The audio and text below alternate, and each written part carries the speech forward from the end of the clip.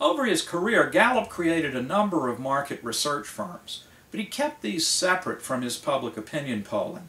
He named the polling organization the American Institute for Public Opinion, and he located it across the street from Princeton's front gate, providing a bit of prestige and a Princeton address, even though there was no affiliation between Gallup's organization and Princeton University.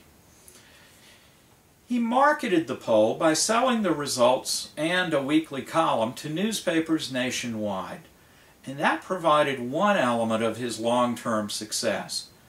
But Gallup's commercial fortunes in research and marketing always remained separate from the public opinion research that the AIPO continued to conduct.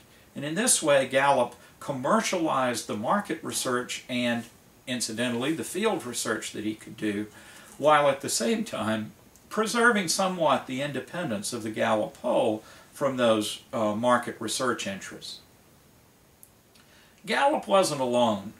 The competition in 1935 consisted essentially of two alternatives, Archibald Crossley and Elmo Roper.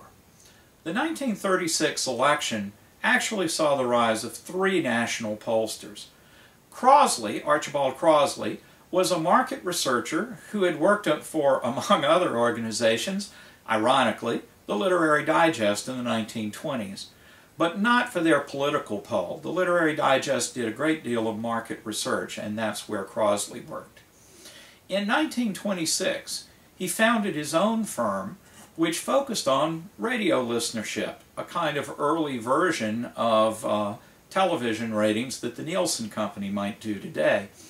Interestingly, even in the 1920s, Crossley's approach was to use telephone surveys in 100 cities to determine radio audiences by day of the week and time of day.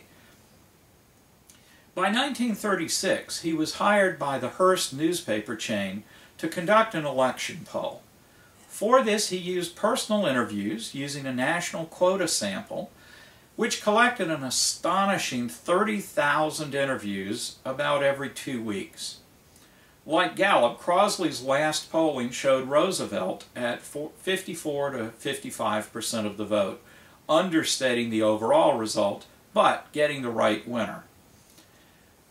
While Crossley was an important early figure in market research, this 1936 election was his major and really the only entry into political polling.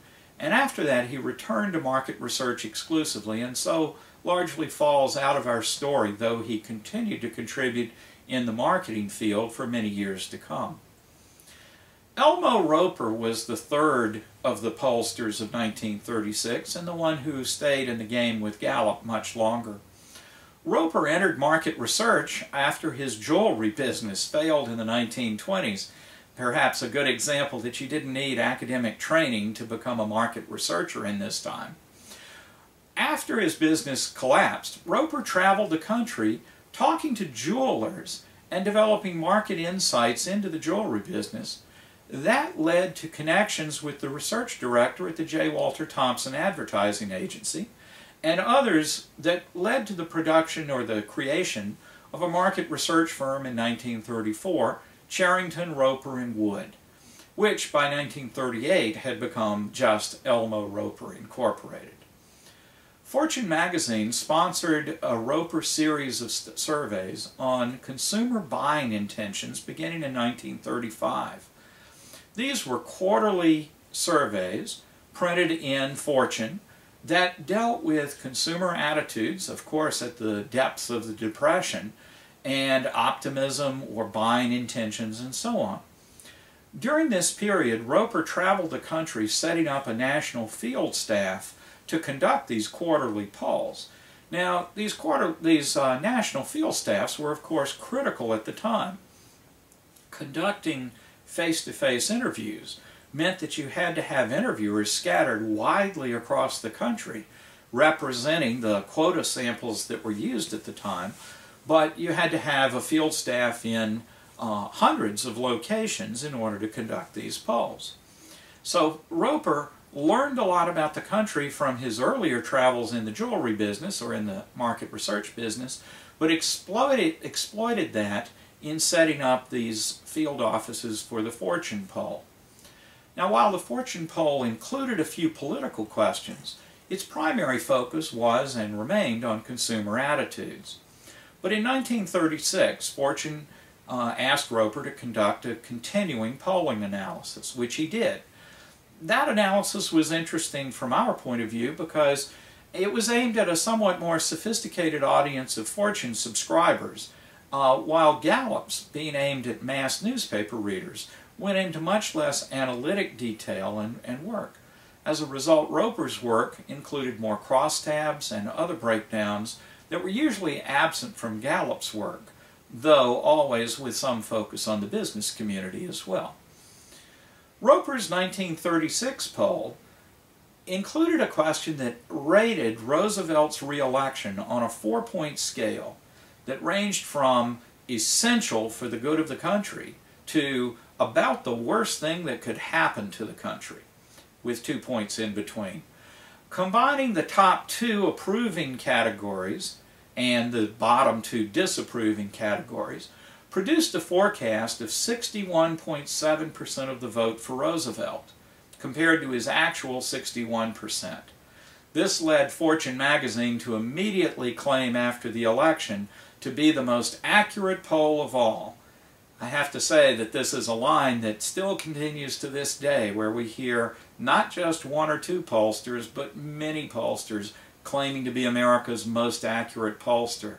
It's interesting that that tradition dates back to the very first year of national polling, 1936. But the Roper poll fell a bit short of Gallup's daring July prediction, and, perhaps hedged by Fortune magazine's political interests, didn't challenge the digest or didn't forecast the election result until after it published the results, but it didn't publicize those forecasts until after the election. The Roper organization and its corporate descendants remained major pollsters in political as well as market research, until eventually the firm was absorbed by the German market research firm GfK in 2005.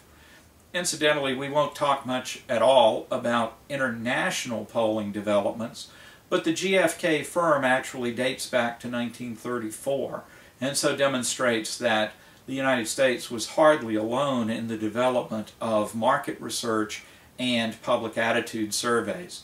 But with my parochial American interests, I'm afraid we will stick mostly with the development of American polling.